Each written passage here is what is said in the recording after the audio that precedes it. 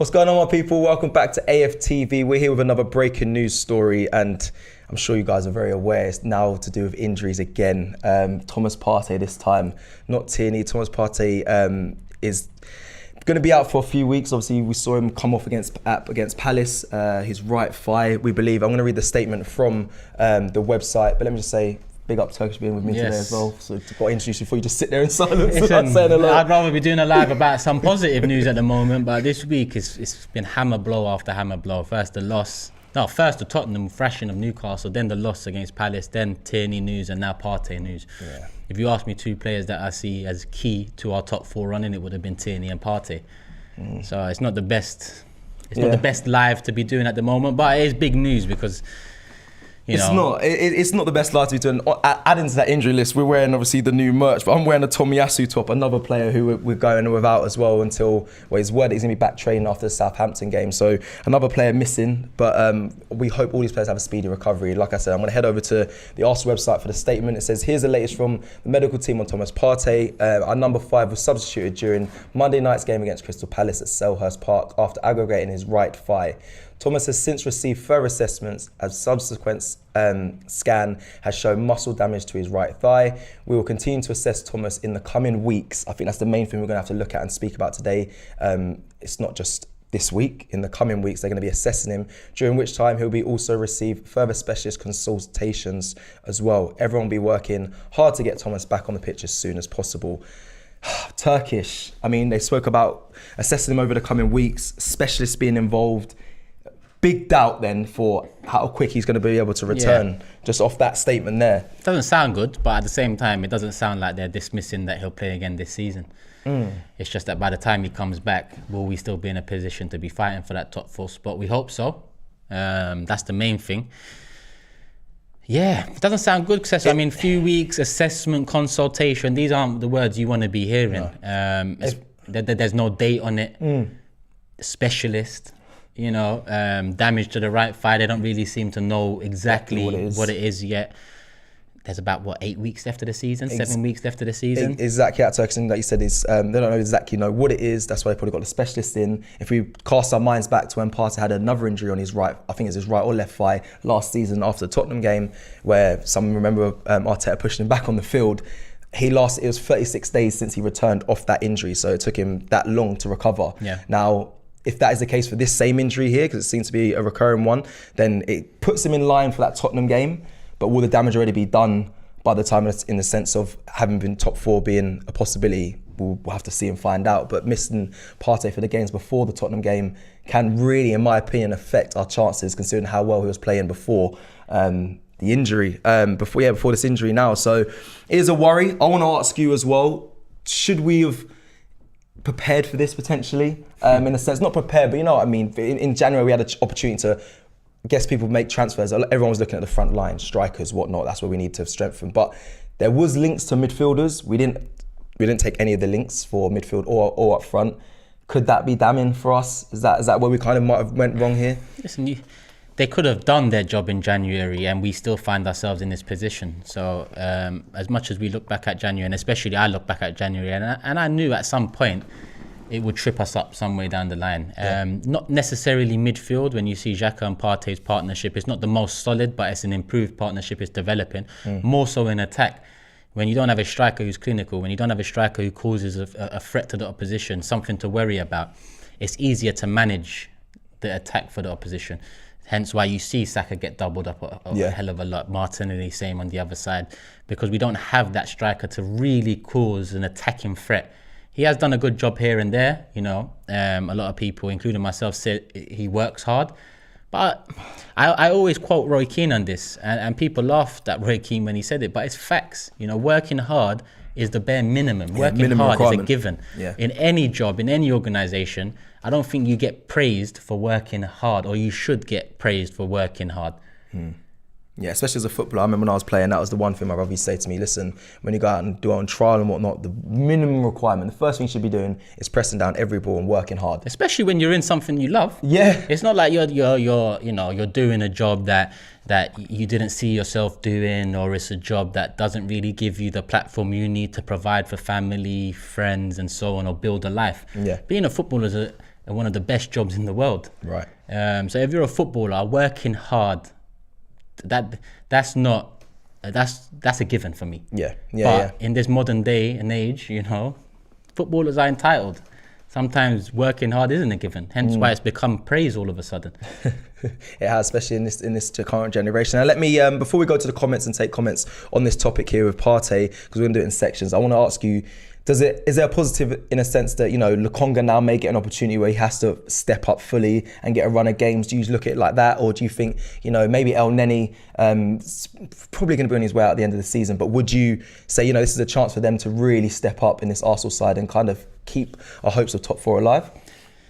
But they have to step up. It's not a question. They have to step up. My thing is, listen, you got 2 midfielders there. El Nene, who's been at the club a while now, not even a few years. He's been in and out, loaned out and whatnot. He's come in. He's been asked to do a job when called upon. And you got Lokonga, who's, you know, the new signing, the young guy, the guys that come in with high hopes. Previous captain, companies talked him up. Yep. 21 years of age, I believe. Who, you know, it's natural to go for that player. Yeah. I think Lokonga is young and he's raw, definitely. And one thing I cannot say about him is he's not ready. I feel like when modern day football, 20, 21, 22-year-olds, all over the world now, the best players in the world tend to be quite young, of that age. 20s, football's changed. So I think now, push comes to shove, I think Lokonga needs to step up to the plate. Not that he's been given an abundance of opportunities this season, he hasn't. Because Xhaka and Partey have filled that role quite well over the season. But now, similar to Cedric stepping in for Tomiyasu and doing a job, if Lokonga can step in for Partey and do a job, great news. But if he steps in for Partey and by the end of the season we're still saying he's not ready and we miss out on top 4, then I don't only look back at January's recruitment, I look back at last summer. Because last summer we all knew we needed a striker and we needed an upgrade in midfield. Okay, the Oba situation unfolded throughout the season. You know, no one could have expected that. But at the same time, you had 2 backup strikers in their final year.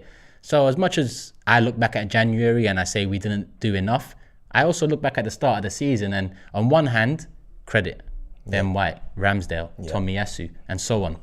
On another hand, I've said this before, if you have 7 holes and you fill 5 of those holes, the ship will still sink. Yeah. You know, it's a good way to put it. It'll just take a longer period for it to sink. Is that what you think we're going through right now? Is that what you feel like? Listen, Thomas Partey and Tierney are massive losses to us. Yeah. We haven't got the strength in depth. So we could be on the verge of sinking at this moment in time regarding this season. We could be on the verge. Luckily, we play Brighton on the weekend. Brighton are not in good form. They've lost 6 of the last 7, 7 of the last 9 they haven't won in. They're struggling to score. And we're at the Emirates. So luckily we have this game here to bounce back, potentially to try something different that will see us over the line for the rest of the season. But I think any Arsenal fan will be lying to themselves if they said after the loss on Monday and losing Tierney and Partey, they are still confident about the rest of this season. It's all hands on deck at the moment. It is, and it's still it's still salvageable. We are just reaction off the news we're hearing of today, so it's still possible. Obviously, top 4, we all know that, and there's still got games in hand, or a game in hand as well. I spoke about the youngsters there having to step up, the likes of Lokonga coming in and showing their worth, but I'm also going to highlight the experienced players as well. We talk about Lokonga coming in. I'm going to look at Xhaka as well. He's now going to have to really step up with the absence of Thomas Partey. Yes, he's been playing very well, but he has been pushed forward where there's less chance of making mistakes that can really affect the side. He's now going to have to really hold his own in this Arsenal side. Really prove to us that he can be reliable in this kind of last couple of games towards the end of the season, because these senior players and experienced players really need to show their worth. It's not just going to be, I don't want to keep relying on the youngsters, because there may be an argument that you say bring Martin Odegaard or Emile Smith-Rowe back to play in the defensive mid as well alongside Xhaka. But I don't want to see that. I want the youngsters to keep playing where they have been playing and flourishing, and have the players like the Xhaka step up in the game. Even El Neni, if he comes in, he's a senior player. He has to show his worth. They have to really show their experience in the latter stages of this season, because we're going to need everyone. I know Mikel Arteta said that before in his press conference, but we really are, especially now with the injuries. It's not like for like, but do you remember last season, towards the end of the season, the semi-final against Villarreal, Tierney gets injured, and we've got to try something different. Yep. We've got to try something different. I think the first leg was it a false 9, and then the second leg we played Xhaka left back. Something like that. It reminds me of that. But like I said, we're not facing Villarreal in the second leg semi-final next game. We are facing Brighton at home, a Brighton side that are poor. Let's hope Arteta has got a plan B. Because what I've seen from Arsenal and Arteta, especially this calendar year, is a plan B when we need to defend a lead. Yeah. You know, sometimes Holding comes in, we go to a back 3, a back 5, and we solidify a bit, whether we go down to 10 men or not. You can see a plan B when we're defending the lead, that we got something to take from the game. What I haven't seen yet is when we need to, you know, score a goal, where the plan B comes from then. But we all knew our strength in depth was poor. Yeah. You know, we all knew that this could be a fear. We all knew that Tierney had injury concerns. The club bought Tavares, you know, so Tavares needs to come in and do a job. We all know we needed to upgrade in midfield. The club bought Kroenke. So as much as these players are young, yes, they are young. And with young players, you need to give them time. You need to give them a bit of breathing space and room and whatnot. But at the same time, it's not fair to rely on the youngsters. Yeah. But this is what the club has done. We have to rely on the youngsters. Yeah, Project Youth, that's what we got sold. And on one hand, if we don't make top 4 this season, I'm not blaming these young players. No. I'm looking at the club and the direction off the pitch again. Because there was a light in January. There was a light that, in all honesty, if you look at Tottenham this season, all right, let's talk about Tottenham for a sec. Tottenham didn't start the season the way they wanted to start the season. They brought in Conte. Right. A show of ambition, you know. Definitely. They saw it wasn't going the way they wanted the season to go, and they made an early decision to try and fix it. He comes in. He doesn't really settle the ship. He gets a January window where Tottenham bought in 2 players. 2 players that a lot of people didn't think would do much. But over the last few weeks and months, they've added to Tottenham for sure. For sure. So Tottenham this season have shown ambition to change things around twice so far. Whereas Arsenal, in January, we didn't show that same ambition. Even though that light at the end of the tunnel, Tottenham were next to us looking at that same light. Man United were the other side looking at that same light. You have 3 clubs looking at the light at the end of the tunnel. One of the clubs are doing something. Man United are a bit of a mess. They didn't have a manager at the time. Arsenal need it. Yeah, will the argument not be that Kroenke showed ambition in the summer, in the time when no one was spending, they went and got this ambition needs to be shown every single transfer window. Modern day football in the Premier League, if you don't improve or you don't fix an area in any window, you could find yourself reeling. I mean, look at Liverpool. In January, Liverpool were 11 points maybe off Man City, albeit games in hand. They had to win those games in hand.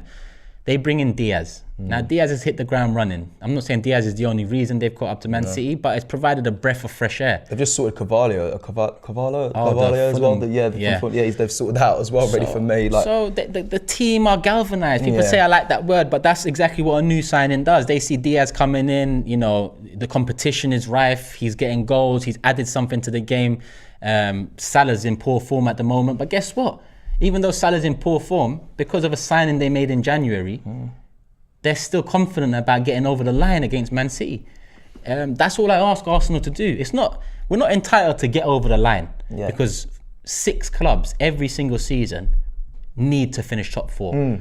And more often than not, 5, 6 clubs do enough in the summer to warrant a top 4 finish. It's just there's only 4 spaces. But then we're going to go to the comments soon, but do you put it on the owners then, Toast? Because I believe it was Mikel Arteta's decision in January, not to make a panic buy, not to strengthen the strikers. I mean, he had the funds they said the funds were there to pay for the player he wanted, but he decided not to do that. He decided not to strengthen apart from. Who said that though? I'm sure Arteta said he didn't want to pay obviously the money for Isaac, the £75 million release clause, but also he's in an interview in a press conference said he didn't want to make a panic buy. In the past, he said he believes he has the players in the side to get over the line with the youngsters and whatnot. So again, I think I said this yesterday. I might have been live on here, so you might be hearing it again, people. But all right, cool. You went for a striker, apparently 70 million.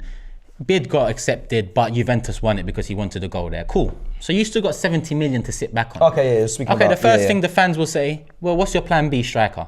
And then some fans clap back, or maybe the club clap back and say, we don't want to panic. Okay. Cool. Even though you should have plan B and C in place because Lacazette and Eddie are on their way out anyway. Let's just say, cool, we understand that. Don't we need an upgrade in midfield? It was striker the only position at Arsenal Football Club where we needed someone, whether it be first team or whether it be depth. It wasn't the only position. So let's move from a plan B striker and say, what about midfielder? Bruno Guimaraes, some might say. Well, if we was in for Bruno Guimaraes, and that's an if, we lost that to Newcastle. Right.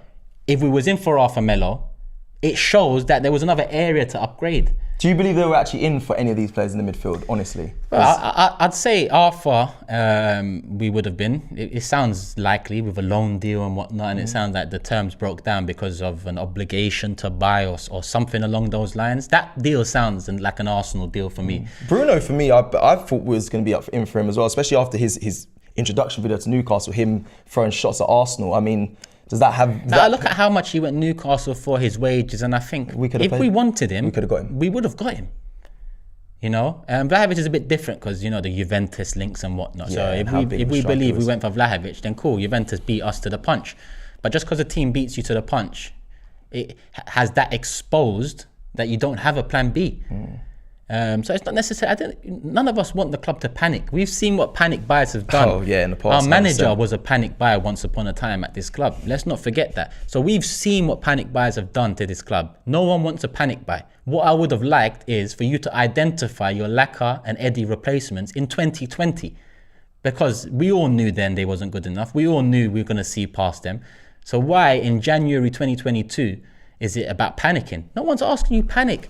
I'm asking you to run the club in a way where if you don't get your prime target, then you have a plan B, you have a plan C. Because moving into this summer, we need 2 strikers. So we need a list of 5 to 10 strikers that we can go for. We need 2 midfielders. So there better be a list of 5 to 10 midfielders that we could potentially go for. Or if they did the same thing this summer and let's just say let's say we went 70 mil for Haaland. Let's just make a joke of it, yeah? Wow. Let's say we went 70 million for Haaland. The dream, yeah, go on. Yeah. And it breaks down and he goes Real Madrid or he goes Man City, yeah? Yeah. Are you going to turn around to me and say, we tried for Haaland, bro? Do you think I give a shit about trying? If we didn't get him, no, I'm not going to be like, we tried. There'll be people that say we Of course, you're going to get people like that. But no, it doesn't mean anything because we haven't got him. It's not about Arsenal trying anymore. It's about Arsenal doing. That's where I'm at with the Kroenkes. That's where we should all be at with the Kroenkes. It's not about sitting back. Whether you like Arteta or you don't, yeah? Either way, I still think the balance should be believing in the young players, understanding that we have built a good foundation, a good base. But at the same time, that good foundation, that good base needs an owner that's going to continue showing ambition, that's going to continue building on that. Otherwise, that foundation and base will crumble before you even have a chance to build. What happens if he's put all the trust in Arteta and Edu to do all that stuff, and he's just there as, I guess, the cash cow, even though he doesn't always release his funds. He's saying that is their job, that's Arteta. I'm leaving that to them. If they got to show them, if they want what they want, I'll get it for them. And what happens if Arteta was like, we don't need to do that panic buy? Does that not matter? Or are you saying you want an owner that's fully involved more and just has that whole ambition? So I'm just giving you the counter side. If they've gone all in on Arteta, which it seems like that's they what have, it feels like. Yeah, that's exactly what it feels like. All the trust, even from Josh Kroenke's interviews, it's all kind of his decisions and Edu's. Yeah, I get that. If you've gone all in for Arteta, I get that. But if Arteta fails, whether it's this year, next year, or the next season, if Edu fails, I'm not looking at Arteta and Edu. How many times can we look at the managers and look at the DOFs and look at the, let's look at why, the top, inexperienced people have been put into all the positions from manager up onto Vinay. Yeah. Ask yourself that, because I don't blame Arteta and Edu for being in the position they're in. They're in this position, and last summer, again, I'm going to go back to it, they've done some great things with the signings they made. They've created a base, a foundation. That's one summer. Do you think I'm going to lay off the pressure because of one summer? What about the other 16 before that, or 17, or however many it's been under this ownership? One summer doesn't change anything. What will change and start changing opinions, mine especially, 2, 3 summers, where in between in January, you also show something. Not necessarily, not every January you need to buy. But guess what? If Man City bought a striker in January, do you think Liverpool would have caught up to them? No. But Liverpool bought a player. Man City didn't. Liverpool have cut the gap. Yeah. Man City let go of Ferran Torres. I'm sure Ferran Torres would have bagged in a couple for them in this latter half of the season. But sometimes the decisions you make in January help the direction of the season. In January, Liverpool had no hope for the title. Yeah, it's supposed to strengthen. Man City thought the title was wrapped up. One signing later and a few wins, and you know, it all changes. I just think the club need to start. Not need to start. They started in the summer. Yeah. They need to continue on. In the Premier League, you cannot take a back seat. You cannot wait, because if you wait, best believe it's not just one window you'll be behind. You'll be behind a couple more windows. Yeah. All right. Listen, we're gonna go to the comments because we spent a good 20. Turkish, apologies, people. You know when he's on one, it's on one. He gets the ownership. You know what time it is. But let me go to the comments. Big up everyone here watching on as well. Andrew CL says with a super chat as well. Thank you very much. Serves Arteta right. Oh, he didn't want someone to take Xhaka's place, and we are in a panic mode. Xhaka and Lokonga are not good. Arteta out if no top 4. He trusted this. Again, you know where we're going back to. Yeah, you know where we're going. And don't get me wrong, like you see this. I get it. Like I said, if you like Arteta, if you don't like Arteta, it's not really about Arteta. Nah, well, if Arteta fails and gets sacked, he's made big decisions. Those Turkish. But we needed a manager to come in and make big decisions. I even wanted that. This club was allowed to do what it wanted, from the players to the staff to the board. They could do what they want over the years. Hence why our dressing room was so messed up. Hence why Bellerin's saying Sanchez wants to win too much. You know, things like that shows you the atmosphere, mentality in the dressing room. So we needed someone to come in and be ruthless. For years I was saying that. In a sense, Arteta has come in and been ruthless. Is he the right man to come in? But that's the argument. The argument is, he's an inexperienced manager. He hasn't got the clout. He hasn't got the substance to be ruthless. He's quite arrogant. Do you know what I mean? But like I said in January with Oba, if Conte had come in and Conte had sold Oba off the back of that, us fans would have been like, we understand, because Conte is a manager of substance. So what I don't like that though, by the way. But go on. So what Arteta's done is not necessarily wrong. No. We needed a bit of a ruthless attitude. So I actually like that. Will it come back to bite us? Who knows? At the end of the day, I'm not saying we should have kept Oba in January. What I'm saying is we should have replaced Oba in January. But that could be down to Arteta's decision then, for not wanting. We're gonna keep. Actually, to be fair, we'll keep going back in circles if we're gonna go into this. Let me just read some of the comments as well from the beginning, because people are now saying that our top 4 hopes are over. Arsenal in the mud now because of this injury to Partey. RM says we're done out here. I mean, it's not all doom and gloom, but I think people are very much fearful due to the Thomas Partey being injured. Pothead Essen says few weeks mean 1 month. Minimum. Yeah, I was gonna say minimum. Like I said, that is definitely gonna be minimum at such. If we go back to last season, like I said at the beginning, it was a month and a few days that Partey was out for the same injury. AFC Cape Town says Cecil, we have 2 midfielders on the bench. So he's probably referring to Lokonga and El Neni there. Is it the depth that can replace Partey? What does that mean though, AFC Cape Town? Obviously you're a guy that, you know, you do support, and you're always in the chat, you're always in the comment section. I see you, my guy. And sometimes I believe we have different opinions, but what does it mean, you saying we've got 2 midfielders on the bench? Because are those midfielders adequate for this challenge that we're facing in the next 8 weeks? We're yet to find out. And is that the best position to be in? You're hoping that El Nene or Lokonga can come in and see us over the line. Yeah. Essentially, yes, we have 2 midfielders.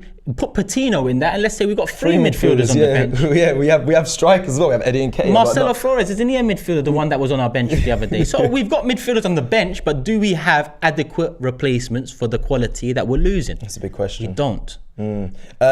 God is great says top 4 chances in the mud now. Rohan says season over.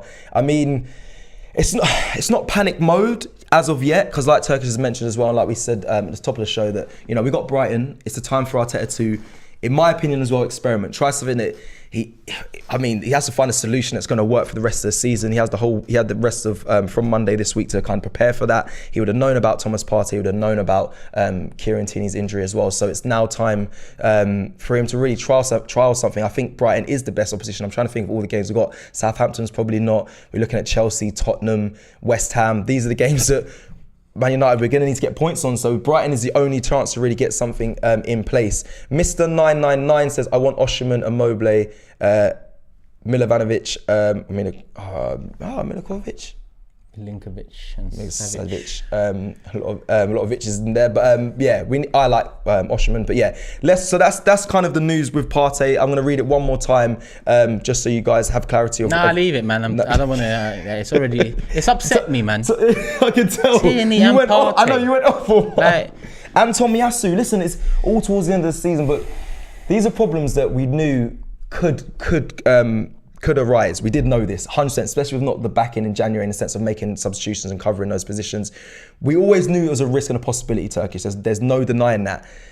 I guess we thought we were going to play our luck out and kind of do a Liverpool when they went kind of the season with just their bare 11 and won it, I believe. So it's we put it down to risk. We risked it, but it's probably not going our way right now. But we will see on Saturday as well. I saw one of the comments saying we're going to become Leicester in the sense that they lost all their main players as well. And look where we are. But the last 2 years, I think they also mean they was in top 4, and in the last few weeks they've just been dropping out and out. A bit different. They were top 4 for majority of the season, whereas we've just kind of been in and out. Yeah. I'm going to go to the next bit of news because we spent a long time on Thomas Partey. And guys, I want to get your thoughts and feelings on this as well. Saka up for PFA Fans Player of the Month award. So that's the month of March. Bukayo Saka has been nominated. This is on the PFA, on the EFL as well website. So you can go and vote. So go and do that. Go get behind our players. I think that's what we need to do more.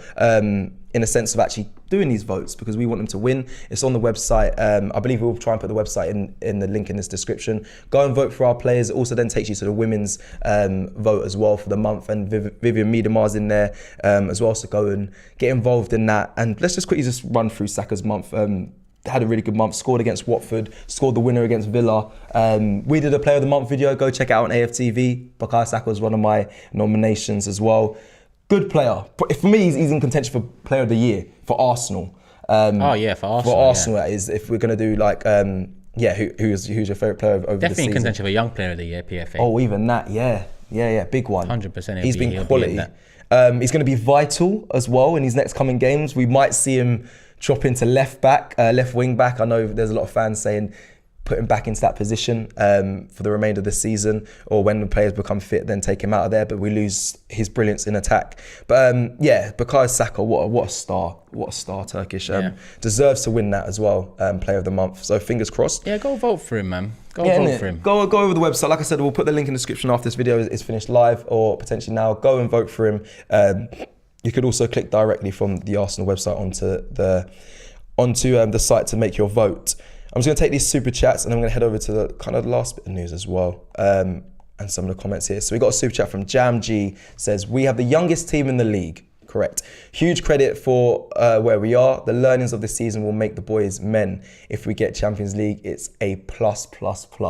So he's saying, we've made progress this season. We've got the youngest team in the league. We have to understand that there's still more for this process to be ended. So just stick with it. Next season we might see top 4. And I know if we fall out of it, obviously, if we don't get it this season. He says it's a bonus if we get Champions League. Let me read this to myself and just understand it.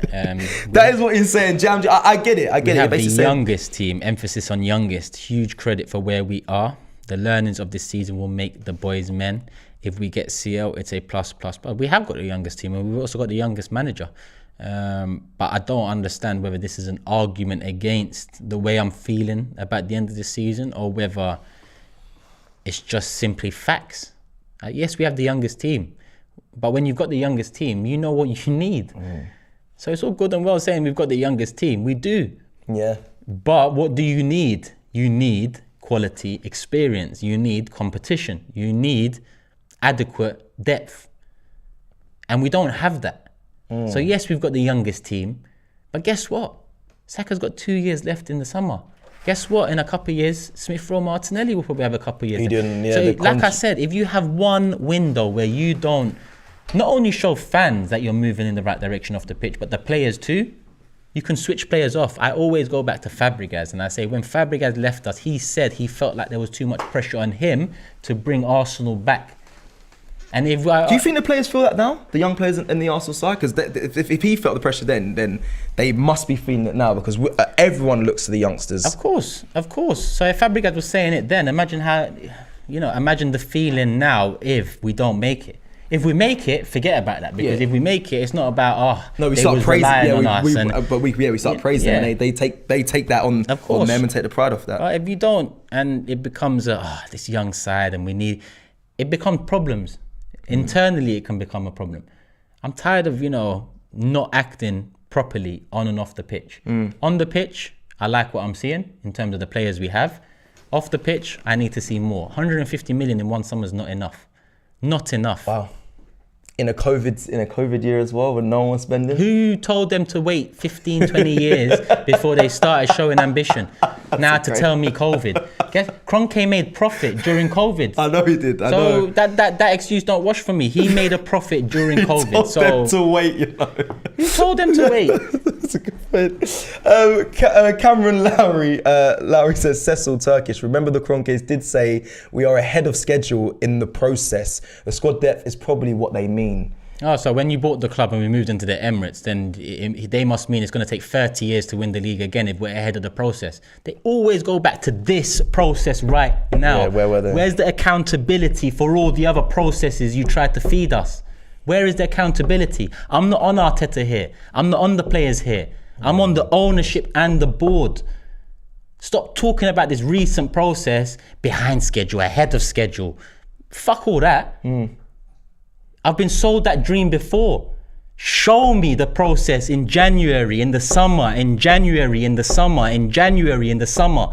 Not one summer of 150 million spent. That's not enough. It's not enough. Benny with a super chat, thank you very much, Benny, as well, says, some of you fans, in quotation marks, are pitful sometimes. Look at the product and the progress. We all wanted top 6 at the start. Whoa, and now no one wants top. Give me this guy, man. Benny, listen, yeah? Who wants top 6 for Arsenal Football Club? The reason you're saying wild. that is because wild. of how far we've been dragged down, Benny. That was wild. Who's dragged us down? The owners. So the owners have dragged us down so much, Benny, that you're here saying fans are pitiful because we wanted... I didn't want top 6. I never just want top 6 for Arsenal Football I don't Club. think any of us do. So guess what? It's not the pitiful fans that are upset with the moment. It's the fans with low standards like Benny. Raise your standards, my guy. I didn't think we'd get top 6. But guess what? We're overachieving for what I thought. So now it changes. I can hold my hands up. So now it changes. I didn't think the transfer window was a good one. But it was a good one. Yeah, so things change. But guess what? I'm never going to say I want top 6. Sorry, Benny, but come on, you can't be labelling fans pitiful and all this when your standards are in the mud. My man said he wanted top 6. Yeah, no, I don't think anyone here we can't stand for that. We're not on the same table for that. I can't lie. That's wild.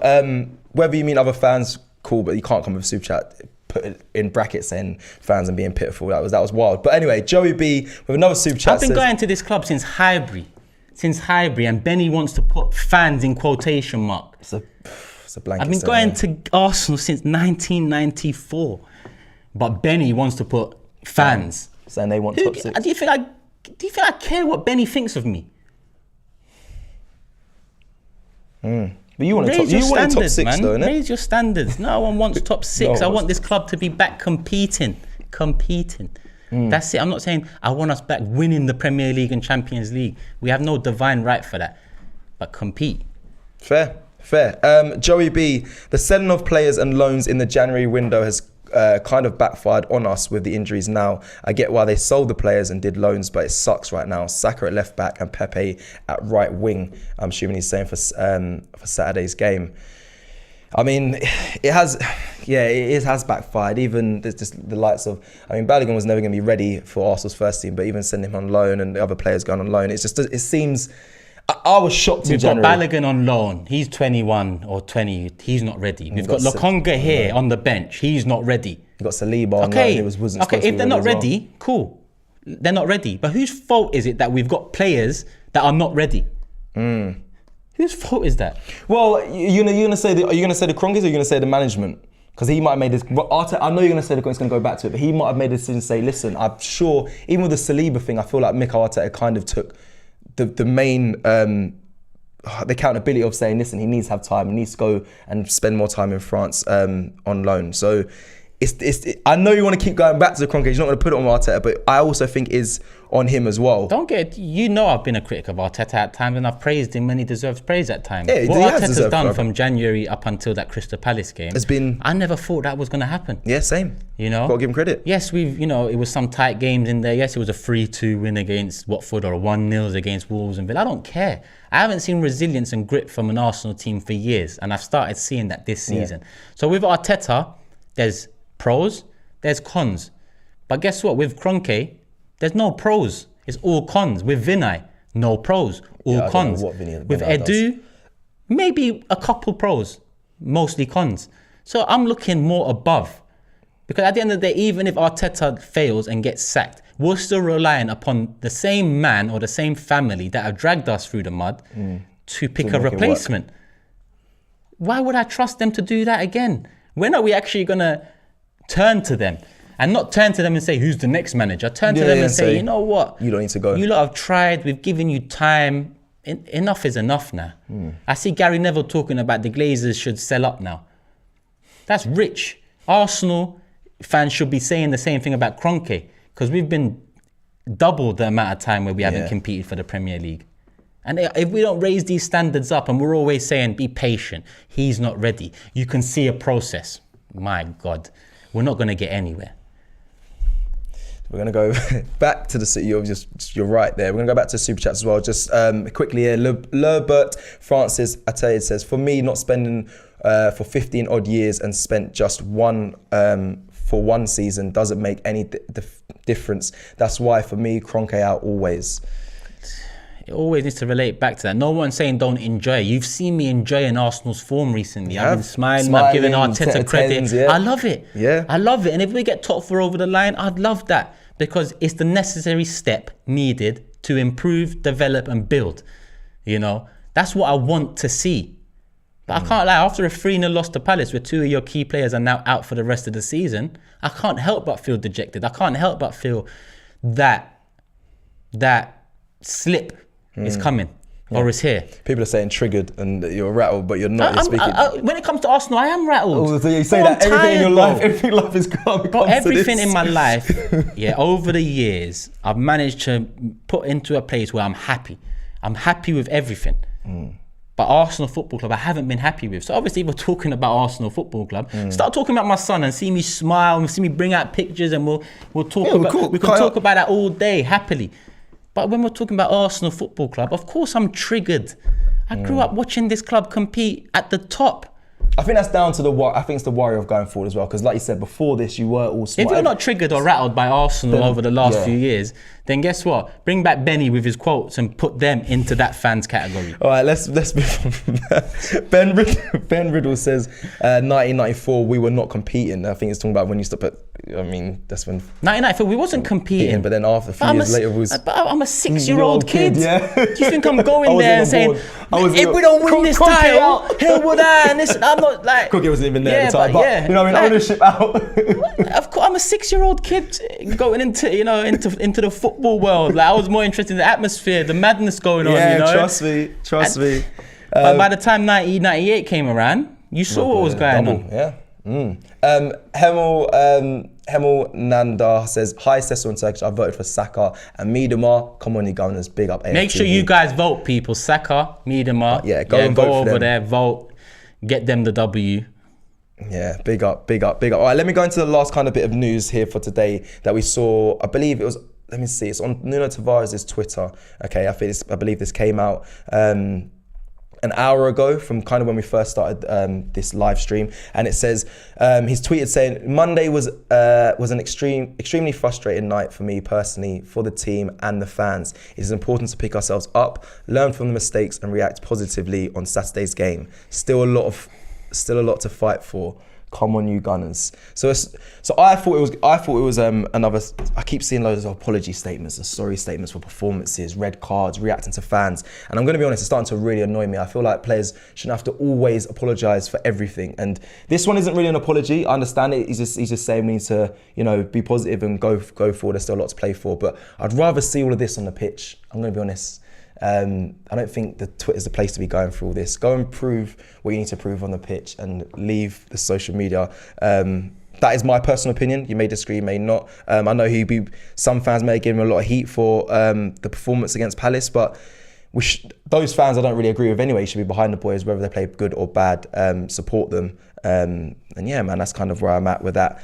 Thoughts on, I mean, it's not. I thought it was going to be worse than that. I was hearing it was a sorry statement, but it's not that. I feel for him a bit. Like I said, he was made a scapegoat on Monday. At halftime, there was at least 3 others on the pitch that were definitely worse than Tavares. Definitely cost us those goals in the first half. So I think he was made a bit of a scapegoat by the halftime substitution. At the same time, Arteta's come out and said it was tactical. So I assume he'll be back in. Also to protect the player, it's good he said that, Arteta. That may be the truth, but it's also good that he said it to protect the player as well, because it's not like it's the second time obviously Tavares has been. Yeah, I don't mind what he said. I guess he feels like he has to come out and say something because there's a lot of people on his back about it. But guess what? After a loss against Palace, rather than Arteta's back, rather than Tavares' back, why aren't we on Kroenke's back? He's never the target for the majority, hence why we'll go around in circles until the next time a Super League comes about, maybe in 7 years. Maybe then we'll protest maybe again. Maybe sooner. About Listen, Super League, they're still trying to get it on, so that might be sooner. Turkish, you might see protests for that a lot sooner. So yeah, but you're right. I think the pressure needs to be put on. Definitely the Kroenkes, and if top 4 doesn't happen this season, I think there will be a different, a side of fans that really will be getting behind that message there, whether it's Kroenkes or Arteta. But I know you're going to be wanting to be pushing that message. As soon as you get a new manager in, if that ever eventually happens, as soon as you get another manager in, the slate is cleaned for the owner, because fans are then getting behind that manager. They want to see what it's about. Next thing you know, another 2 years has passed. Yeah. There is no special pill in this world that make you live forever. So all these years that are passing, I'm getting older. People are getting older out there. Yeah. So how many 2 years do I have to wait in my life? Every 2 years let's be patient. Do you think if it doesn't work for Arteta, the Kroenkes might feel more inclined to sell out? Because obviously they're trying to mimic the blueprint they did with the LA Rams and whatnot, and they really buy into this. They gave Arteta full trust and everything. They've obviously backed him. Do you think, like, if we don't get top 4 and the fans change again, that they think, do you know what, we tried, like, this has worked before, I can't do this again with another manager? Do you think they're more inclined to sell out there, or do you think, do you know what, because what I've heard when Daniel Ek tried to put the bids in, they seem like they're never going to leave? It's all good and well them trying to emulate what they've done with LA Rams, but when Kroenke comes out not so long ago and says he didn't know football fans were like this, true. It kind of shows, well, you've owned a football club, or you've been majority owner of a football club for a hell of a long time, more than 10 years. Whose fault is it that you don't know how football fans are? It's not us. It's not ours. Again, it's not ours. It's yours. Yeah. So coming out to kind of talk, it indicates to me that you lot ain't really about turning it all around. Yeah. Because if you was, you would have known how close football fans are to their clubs, how close Arsenal fans are to Arsenal, how much it means to us.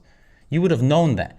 You should have known that in your first 2 years, even as a minority shareholder. Yeah. If you're really interested in moving a club forward, and if you're really interested in creating something you love, then you'll do the due diligence required and find out fans how close they are. You'll find out the history of the club. Yeah, they gave some jabs as well, talking about legacy fans, and we didn't realise how important it was a cold night on to Burnley or whatever. They said that little jab as well back in the last summer. So yeah, they clearly don't understand, like you said there, the football culture over here. But yeah, I'll be intrigued to see, like I said, if it doesn't work, if they will stay or if they will not. But they're going to need the pressure if they need to feel some sort of pressure, which again comes from us and the people, I guess, watching and listening to this. So yeah, but listen, I'm going to kind of round off the show now. I'm going to quickly go back and just remind everyone what the kind of news of today was that kind of broke today. Thomas Partey, with his injury to his right thigh, it's going to be assessed in the coming weeks. They're going to have a specialist come in as well. So it's looking like he'll be out for a few weeks' time,